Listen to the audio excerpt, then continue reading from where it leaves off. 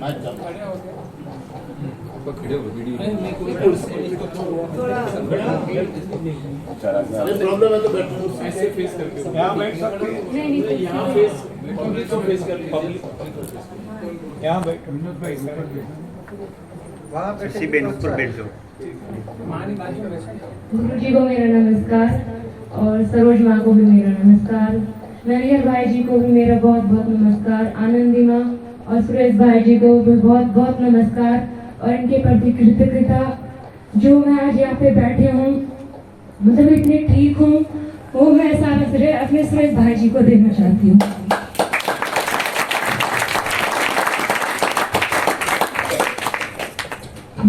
मेरे ब्रेस्ट में गांठ है कैंसर की, तो जब मुझे पता चला इसका हमने डॉक्टर को भी दिखाया, दवाई भी चलाई थोड़े दिन, लेकिन मेरे हस्बैंड है वो ज़्यादातर ऐसे ही उसमें प्रथा में उसमें विश्वास रखते हैं, तो उन्होंने सर्च करते रहे यूट्यूब पे काफ़ी दिन तक, तो उन्हें पता चला कि एंटीज करके ऐसे कुछ है। हमने गुरुजी की वीडियो देखी, उसमें हमें आनंदी माँ और सुरेश भाई जी की वीडियो मिली, तो उसमें सुरेश भाई की वही वाली वीडियो थी जिनमें इनका एक्सपीरियंस था कि कैसे ये ठीक हुए अपनी बीमारी से, और इसी बीमारी से जिससे मैं लड़ रही थी।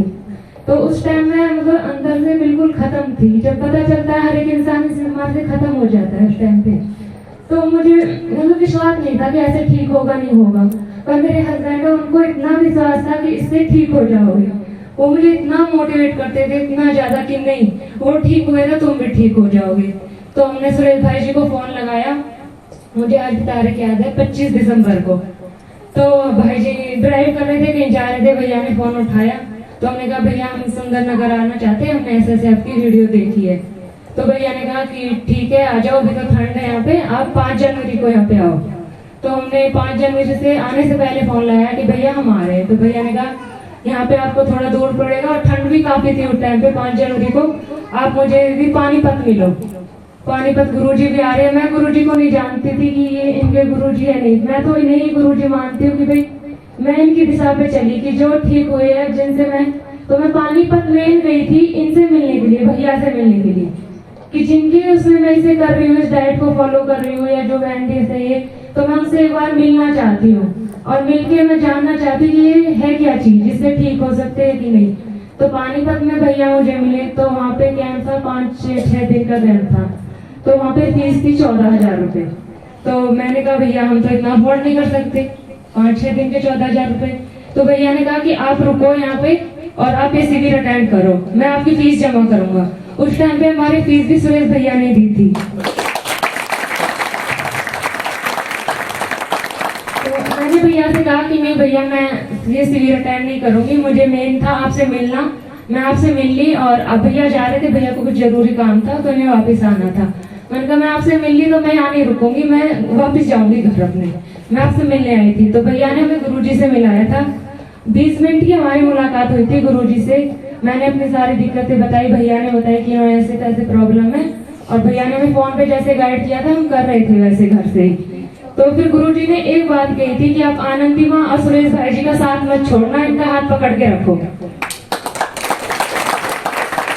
उस दिन का दिन है और आज तक हम फोन पे भी कंटिन्यू रहते हैं। मुझे कोई भी उभाड़ आते हैं, कुछ भी दिक्कत होती है, रात को 11 बजे 2 बजे हम भैया को तुरंत फोन कर देते हैं। और मैंने आज तक भैया और आनंदी माँ को नहीं छोड़ा है कि इनके उसमें मैं कर रही हूँ तो मैं इसी उस पे चलूंगी राह पे। तो मुझे क्या था, शुरू में मेरे इतनी ज्यादा दिक्कत थी, मेरी ब्रेस्ट में स्वेलिंग बहुत ज्यादा बढ़ गई थी, और हाथ भी मेरा ये जो आज उठा देख रहे हो ना आप लोग हिल रहा है, ये बिल्कुल नहीं हिलता था, इतना ज्यादा दर्द था इस हाथ में। और मेरी पीछे से बैठ में मैं बैठ नहीं पाती थी, एक साइड का हिस्सा इतना दर्द था और वो ऐसे जलता था जैसे आग जले हुए में जलन होती है ना, वैसे मेरी ब्रेस्ट में और पीछे बैक में दर्द था और शोल्डर पे इतना ज्यादा दर्द था मुझे। तो मैं भैया से बातें करती रही, फिर भैया ने वहाँ पे मैंने गाइड किया, मैं सिविक टेंट किया, मैंने गुरुजी की बातें सुनी, किसी से कैसे करना है, नीमा संजीवनी की जब मैंने की, तो फिर मैं यहाँ पे आई फरवरी में।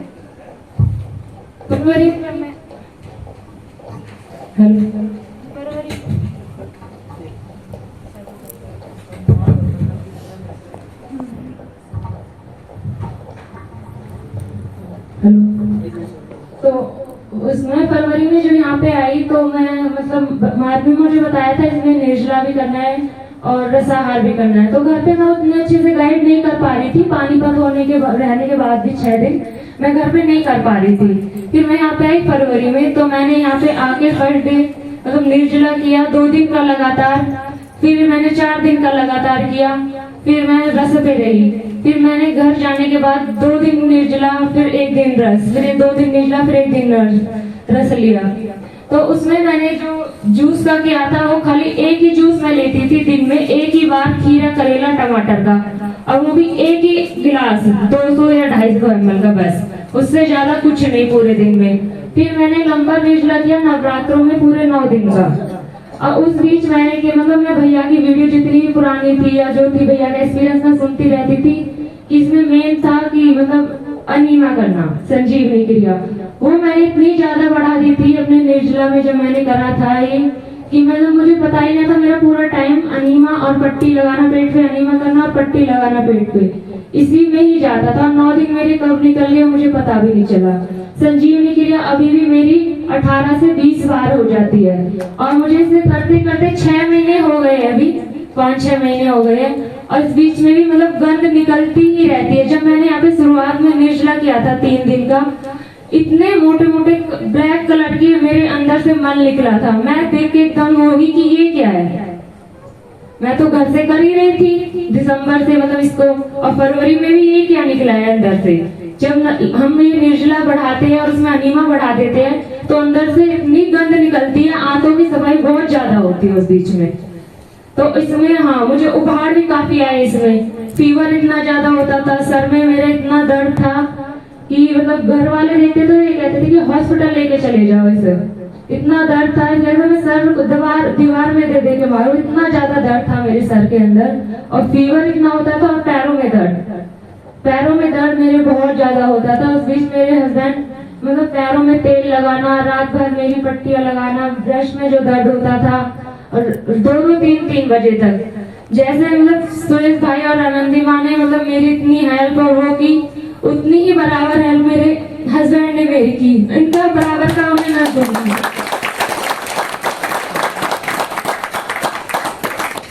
इसमें घर वालों का सपोर्ट होना बहुत जरूरी है, जो कि मेरे हस्बैंड ने मतलब जो ये एंगेज करने, मैं भी कई बार डगमगा आ जाती हूँ कि पता नहीं होगा कि नहीं होगा, पर नहीं, वो एकदम इस पे अड़े हुए कि इससे होके ही रहेगा, तुम इससे रहो तो इससे होके ही रहेगा।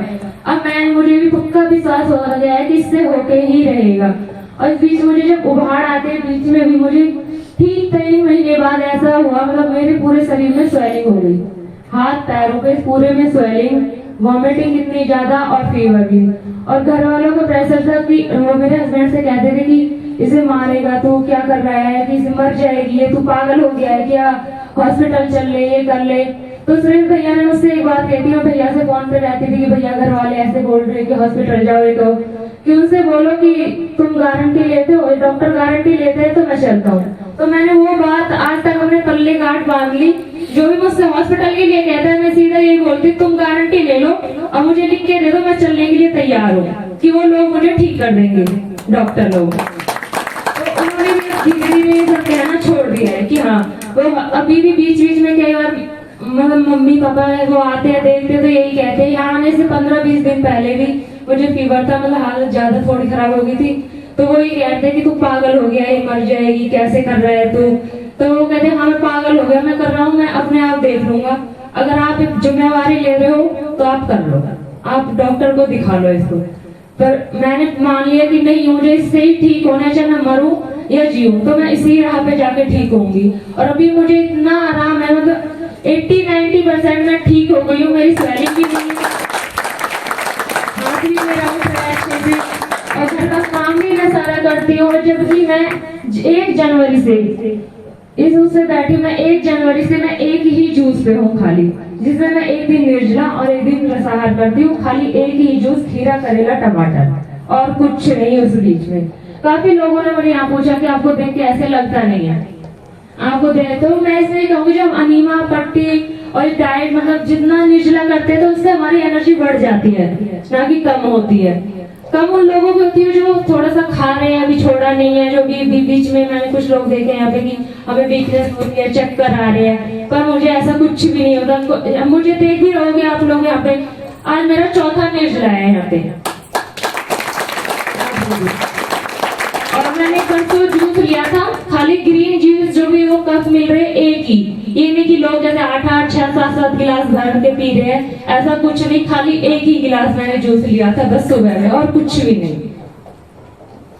आपका स्किन में भी हुआ था, उस स्किन का भी बताओ। हाँ, कैंसर का हाँ, पहले मुझे यहाँ पे फेस पे हुआ था लिम्फोमा साइटो, जो मतलब स्किन कैंसर और ब्लड कैंसर से पहले की स्टेज होती है। फेस पे वो काफी बड़ा था, उसकी पिक है मेरे हस्बैंड के साथ, चाहो तो उसको दिखा देंगे। तो वो मतलब डॉक्टर ने क्या किया था, लॉकडाउन से पहले था वो, तो मतलब उन्होंने बायोप्सी की, तो फिर उन्होंने बताया कि स्किन कैंसर और ब्लड कैंसर का जो होता है ब्रेस्ट विशिष्ट वो है।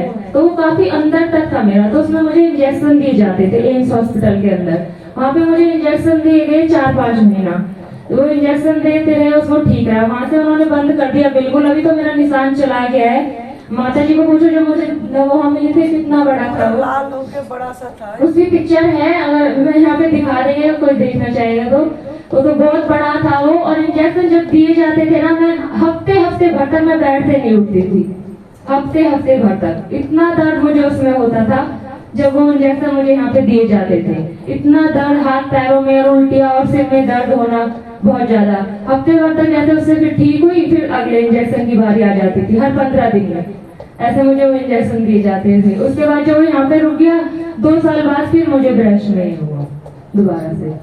और उसी बीच मतलब ये बीमारी सुनने के बाद तो घर वालों को तो टेंशन हो ही जाती है। तो सबसे उसी जब ये हुआ था मेरे फेस से पता चला कि ये बीमारी है, मतलब मेरे हस्बैंड को इतनी टेंशन थी उस टाइम, वो बताते नहीं थे। और मतलब मुझे दिख तो जाते ये भी टेंशन है, मेरे आगे पर एकदम वो नहीं करते थे कि हाँ ऐसा है। तो एक दिन गुड़िया को छोड़ने जाते, सुबह मेरी रिपोर्ट आई थी 1 महीने बाद इसकी, तो गुड़िया को स्कूल छोड़ने जा रहे थे और सीढ़ी से उनका पैर फिसला और वो 4th फ्लोर से 2nd फ्लोर पे जाके रुके। उनकी रिब टूट गई थी, 8वीं रिब होती है ना, 8वीं यहाँ पे रिब के साइड में 8वीं हड्डी, वो उनकी टूट गई थी। वो बेड से हिल भी नहीं पा रहे थे, उनकी ऐसी हालत थी उस टाइम पे। और उस टाइम पे मुझे खुद को भी देखना था और उनको भी देखना था। पर हम लोगों ने ये था कि जब उस टाइम डॉक्टर का चल रहा था, हमने वही ट्रीटमेंट चालू किया।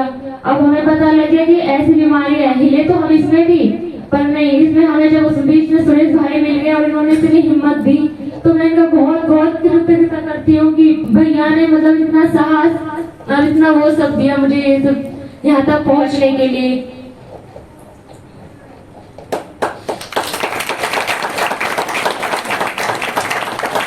आप केमो वगैरह लिए थे? केमो कुछ करे थे ट्रीटमेंट? नहीं, कीमो वगैरह मैंने कुछ नहीं लिए थे। मैंने बायोप्सी भी नहीं कराई थी। उससे पहले ही मेरा मतलब भैया से कांटेक्ट हो गया था, तो भैया ने कहा था कि ऐसा कुछ मत करो, आप हमारे पास आओ, बात करो। तो मैंने जो भैया ने डाइट जैसे बताते गए, मैंने वैसी ही डाइट चालू रखी। बस इस बीच में मैंने सबसे ज्यादा पट्टी और अनीमा का मैंने प्रयोग किया। सबसे ज्यादा पेट पे पट्टी लगाना और अनीमा और निर्जला, ये सबसे ज्यादा था मेरा मेन। निर्जला मुझे ये भी नहीं था कि जूस ही पीना है, कुछ खाना है, नहीं। भैया ने बल्कि ये कहा था मेरे हस्बैंड से कि ना धीरे लाओ, पहले सैलेड फ्रूट उस पे, पर लेकिन नहीं, मैं सीधी व्हाइट पेठे के जूस पे आ गई थी। जिस दिन से मेरी भैया से बात हुई थी उसी दिन से सीधी व्हाइट पेठे के जूस पे। ये भी नहीं कि थोड़ा कच्चा खाना है, पक्का खाना है, कुछ भी नहीं। उसी दिन से मैं इसी डाइट पे आ गई थी। किसी का कोई क्वेश्चन है?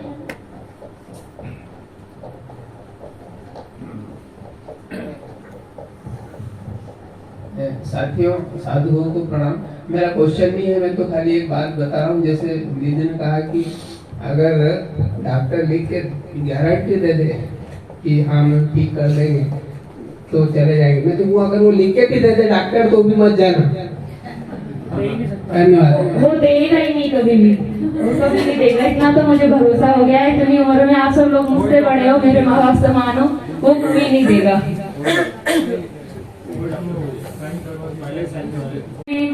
मेरी ठीक होने में हेल्प की है बहुत ज्यादा। जो प्रश्न मैंने भाई साहब को पूछा था वही पूछ रहा हूँ आपको कि आपको देख के किसी को प्रेरणा हो रही है कि नहीं, आपके समाज में, अड़ोस पड़ोस में, रिश्तेदारों में? इसका मैं ये कहूंगी कि अभी मुझे मतलब 5 महीने हुए हैं चालू कर दे। लोग आते हैं आस पास के कि हाँ 5-6 महीने की तुम मतलब इतना वो हो रहा है, दवाई नहीं ले रहे हो भाई, कहाँ से इलाज करा रहे हो। 5-6 लोग आए हैं जिनको हमने सुरेश भैया का नंबर दिया है, कि भाई हम वहाँ से ठीक हो रहे हैं, वहाँ से दवाई ये करा रहे हैं, वो कोई दवाई नहीं देते हैं, ना कोई वो एलोपैथिक वो करते हैं, ना कोई इलाज है ये, तो मैं खुद को ही वो करना है। तो हमने कई लोगों को सुरेश भैया का नंबर दिया है, माँ का नंबर दिया है, और मैं अपने घर में तो मतलब ससुराल में तो नहीं कहूँगी, वो मम्मी पापा मानते नहीं है, लेकिन अपने मायके में मैंने मम्मी को और अपने भाई को अनीमा करवाना भी शुरू किया, धीरे धीरे उनका खाना कि कम से कम एक टाइम का छोड़ दो प्लीज, एक टाइम का छोड़ दो, और अनीमा पे वो आ गए और धीरे धीरे थोड़ा खाना तो खाते हैं, वो मानते नहीं है, पर धीरे धीरे आ गए अनीमा पे। बहुत बड़ी बात है, क्योंकि ये तो बीमारी जो है ना वो एक सबक के लिए आती है, हमको सिखाने के लिए आती है। तो अगर कोई बीमारी आती है तो उसको वेलकम करना कि भाई मेरी कोई कमजोरी को ठीक करने के लिए आई है, ये समझ के करना। लेकिन आपको कैंसर क्यों हुआ, कभी आपने सोचा था क्यों हुआ? नहीं, पहले नहीं सोचा था। अभी आपका जो है बचपन से आज का एज जो भी होगा, ऐसा क्या खान पान में गलत था या विचार में या व्यवहार में जिसकी वजह से आया होगा, कुछ सोचा आपने कभी? मैं तो जब से मैं कुछ दिन से कुछ चीजें समझी हूँ, तो सबसे ज्यादा खाने से भी ज्यादा असर इसमें दिमाग या का। मैंने बोला मेंटल डाइट भी हाँ, सबसे ज्यादा उसका होता है। हम अगर दिमाग से परेशान है, चाहे हम ग्रीन जूस ही ले रहे हो, तो भी हमें वो बॉडी में कोई फायदा नहीं करेगा। नहीं, आई फुली एग्री। ये होता है कि मन से मुंह से तो 4 बार 10 बार खुराक लेंगे, लेकिन ये तो 24 घंटे चलता है। यहाँ से भी जहर पैदा हो सकता है जो शरीर पे असर कर सकता है। बहुत बहुत धन्यवाद। वेट मेरा जब मैंने शुरू किया था 71 था, अभी मेरा वेट 53 है। मेरी कमजोरी वगैरह ऐसा मुझे कुछ भी नहीं लगती। सभी लोग मुझे देख रहे होंगे यहाँ पे, और मुझे कई लोग पूछते हैं कि आपको क्या परेशानी है, आप यहाँ पे कैसे आए हो, या वो ज्यादातर लोग तो सोचते हैं कि मैं मतलब सुरेश भाई की बेटी हूँ, या आप उनकी बड़ी बेटी हो जो मीटिंग में रहते हैं। मैं कहती नहीं, वो प्रीति दीदी है। अच्छा, उनकी दूसरी बेटी हो? तो ऐसे करके पूछते रहते हैं उससे लोग। लगता ही नहीं है कि मैं मतलब कहीं से बीमार हूँ या कुछ मुझे दिक्कत है। जब मैं बताती हूँ उन्हें अपना, तो तब उन्हें थोड़ा सा लगता है कि हाँ ऐसा है। और ये मेरे हस्बैंड है, जिनकी मैं बहुत बहुत वो हूँ, जिन्होंने मेरे कितने हेल्प की। और बात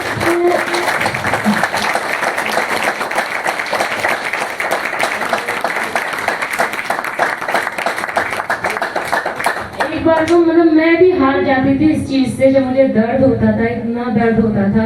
रात को 2-2, 3-3 बजे उठ के इन्होंने मेरे मतलब पट्टियां लगाना, ठंडे गर्म की सिकाई करना, पैरों में तेल लगा के मालिश करना, इतना ज्यादा मतलब मुझे नहीं लगा कोई और कर पाता। मेरे मम्मी पापा भी नहीं कर पाते मेरे लिए इतना, जिन्होंने मुझे इस दुनिया में लाया वो भी नहीं कर पाते, जिन्होंने इतना मेरे लिए किया है।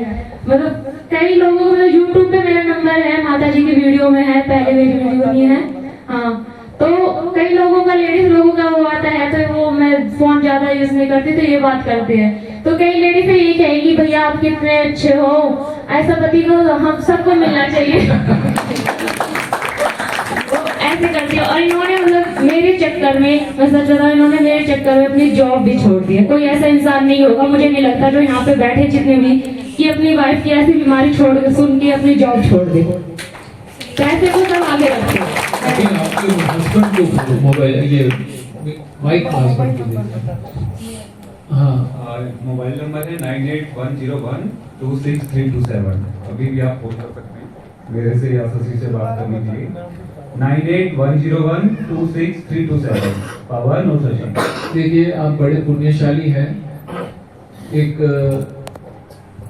भगवान के जैसे आप इनकी लाइफ में आए और एक बड़ा काम किया है, तो हम सभी आपकी सराहना करते हैं और यहाँ सभी को इंस्पायर करते हैं कि एक दूसरे के लिए ऐसे मदद करो। हस्बैंड हो तो वाइफ, वाइफ हो तो हस्बैंड, तो वो अगर होता है तो बहुत बड़ी काम होती है।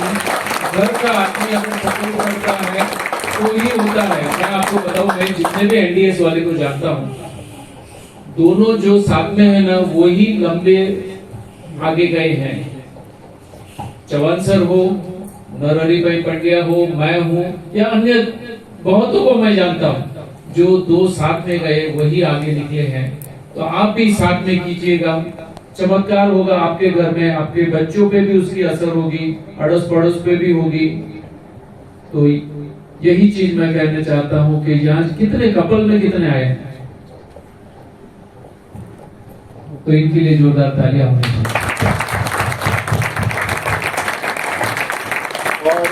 इनको हम देखते हैं सुबह से शाम तक पूरा दिन काम में लगी रहती है। हाँ, इतना प्रॉब्लम होने के बावजूद भी पूरा दिन सुबह से शाम तक काम में सेवा में लगी रहती है। इसके लिए और जोर से धन्यवाद। इनका हंसता हुआ चेहरा एक बार देख लीजिए, आपकी आधी बीमारी तो ऐसे ही चली जाएगी। इसका कार्यालय संभाले हैं दोनों जनों ने बहुत सेवा देते हैं, पवन भी और शशि भी। पवन जी भी बहुत, जो जब से आए हैं तब से एकदम खड़े हैं भैया के पीछे कि क्या काम सेवा दे दो, क्या सेवा दे दो, कुछ हम चुका देंगे आपका कर्जा बोल के। तो इन्होंने बहुत, मतलब दोनों जनों ने बहुत सेवा दे रहे हैं और हर समय खड़े हैं कोई कार्यालय में।